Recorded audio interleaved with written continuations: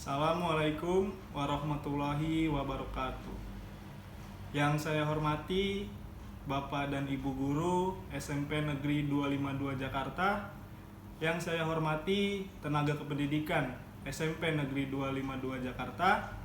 Dan yang saya banggakan dan juga saya cintai murid-murid SMP Negeri 252 Jakarta. Segala puji dan syukur kehadirat Allah Subhanahu wa taala atas segala rahmat dan nikmat. Hingga pagi hari ini kita masih bisa diberikan nikmat iman, Islam, dan kesehatan tentunya. Sehingga kita bisa bertemu secara daring melalui aplikasi Zoom Meeting. Salawat serta salam senantiasa semoga tercurah kehadirat junjungan kita Nabi Muhammad SAW, keluarga, sahabatnya, dan orang-orang yang senantiasa istiqomah di jalan Islam yang terang benderang ini. Bapak, Ibu Guru yang saya hormati, dan siswa-siswi yang saya banggakan, sebagaimana kita ketahui bahwa wabah COVID-19 sedang melanda hampir semua negara, yang tentunya mengganggu situasi pembelajaran yang sebelumnya belajar secara tatap muka di sekolah, namun sekarang kita beralih tatap muka melalui aplikasi yang sudah sangat canggih di masa yang modern ini. Walau begitu, semangat belajar kita tidak boleh hilang bagaimanapun keadaannya. Motivasi belajar, terutama secara daring, harus terus ditingkatkan karena pendidikan adalah bekal utama kita agar menjadi orang yang sukses di masa depan. Amin, amin ya rabbal alamin.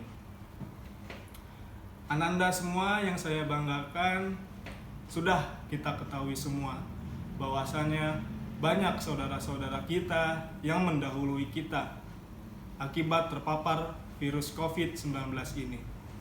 Karena itu, ini menjadi tantangan pendidikan di masa pandemi, baik dari Bapak dan Ibu Guru, murid-murid semua, dan orang tua yang mengawasi anaknya di rumah. Tantangan pendidikan cukup banyak di masa pandemi ini, terutama terdampak pada Bapak Ibu Guru yang sudah senior, yang kurang mengerti teknologi canggih di masa sekarang. Tapi kita tertolong oleh tenaga kependidikan yang sudah sangat memadai di masing-masing sekolah. Selain tantangan tersebut terdampak pada guru, tantangan tersebut juga terdampak kepada siswa dan siswi semua. Karena siswa dan siswi terkena psikis yang biasanya belajar di rumah, bertemu dengan teman-temannya, bisa istirahat di kantin dan jajan-jajan juga. Namun sekarang kita atau Ananda semua sebagai murid itu hanya bisa belajar di rumah atau di kamar kalian masing-masing dengan menatap layar laptop yang mungkin sangat membosankan. Tapi Ananda semua harus ingat bahwasannya kita menuntut ilmu harus dengan ikhlas agar ilmu yang disampaikan oleh guru itu bisa diterima dengan baik oleh kita. Saya mendapat berita dari salah satu media, yaitu UNESCO menyebutkan bahwa pandemi COVID mengancam 570.305.660 jiwa pelajar dari prasekolah dasar hingga menengah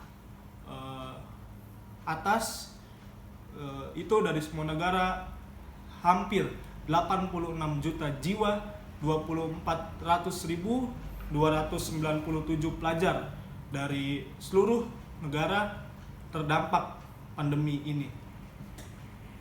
Tentu saja itu menjadi tantangan sekali lagi bagi kita para pelajar, tentunya bagaimana kita bisa melewati pandemi ini dengan terus semangat belajar. Tantangan pendidikan di masa pandemi ini berdampak pada semua. Orang tua pun terdampak karena orang tua harus lebih memperhatikan anaknya. Bagaimana anaknya bisa menjaga jarak jika keluar rumah, memakai masker, dan juga mencuci tangan jika sesudah keluar dari rumah. Orang tua pun berperan penting. Jangan hanya memikirkan anaknya belajar, tapi orang tua juga harus memikirkan kesehatan dari anaknya tersebut. Salah satu perguruan tinggi swasta di daerah Jogja mengutip bahwa bukan hanya pendidikan yang ditutup oleh Indonesia ini, tetapi seluruh aktivitas di Indonesia itu memang ditiadakan. Contohnya seperti pegawai kantoran atau pegawai apapun, dan juga usaha-usaha milik orang yang memang itu ditutup. Maka dari itu bisa menjadi semangat bagi kita bahwasanya kita tidak boleh pesimis. Bukan hanya pendidikan saja yang ditutup, tapi semua aktivitas di Indonesia ini ditiadakan. Maka dari itu Ananda semua bisa belajar dengan ikhlas, bisa menerima ilmu dengan ikhlas, karena sekali lagi saya tekankan bahwa itu adalah bekal untuk kita sukses di masa depan. Bapak dan Ibu guru yang saya hormati, dan Ananda semua yang saya banggakan, harapan kita semua, semoga pandemi ini segera berlalu dan kita semua cepat sebisa mungkin kembali belajar secara tatap muka di sekolah dengan situasi yang normal, situasi yang seperti dulu lagi. Ananda semua bisa bertemu dengan teman-temannya, bisa bertemu dengan guru-guru kesayangannya, bisa bertemu dengan pedagang-pedagang di kantin. Maka dari itu yang bisa melawan virus ini adalah diri kita sendiri. Dengan apa? Dengan mematuhi protokol kesehatan, memakai masker, mencuci tangan, dan juga menjaga jarak jika memang ada keperluan yang mendesak untuk Ananda semua keluar. Ananda semua sudah kita ketahui bahwasanya tantangan pendidikan ini berdampak pada semua orang, baik itu guru, baik itu Ananda sebagai murid, dan juga orang tua yang di rumah. Tantangan pendidikan yang dialami oleh Ananda semua yang saya ketahui adalah semangat belajar. Semangat belajar yang tentunya mungkin menurun karena Ananda semua mengalami rasa bosan ketika belajar hanya menatap layar laptop seperti yang kita lakukan sekarang, dan juga pemahaman-pemahaman yang menurun karena kebanyakan murid tersebut tidak mendengarkan penjelasan materi dari gurunya. Mengapa bisa seperti itu? Karena mungkin ada jaringan-jaringan di rumah masing-masing yang kurang baik, dan juga teknologi-teknologi yang digunakan itu mungkin kurang memadai dari muridnya tersebut. Maka dari itu pemahaman-pemahaman yang menurun dari murid-murid tersebut.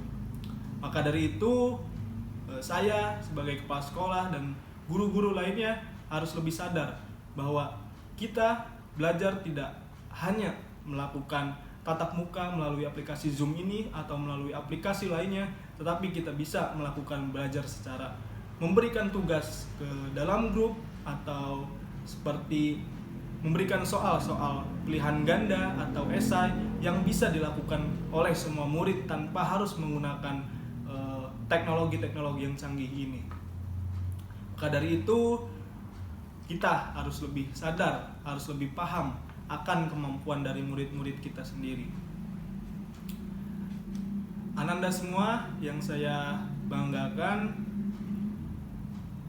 Ananda semua pun harus paham akan karakter dari guru-guru Ananda semua, karena tidak semua karakter orang itu sama. Ada memang yang guru yang masih paham akan teknologi yang canggih dan memaksakan untuk memakai teknologi tersebut, dan ada juga guru yang sudah senior yang kurang mengerti teknologi pada masa seperti ini. Sudah mungkin hal itu memang bisa diatasi karena banyak dari rekan-rekan guru-guru semua yang saling membantu untuk kita menggunakan teknologi tersebut.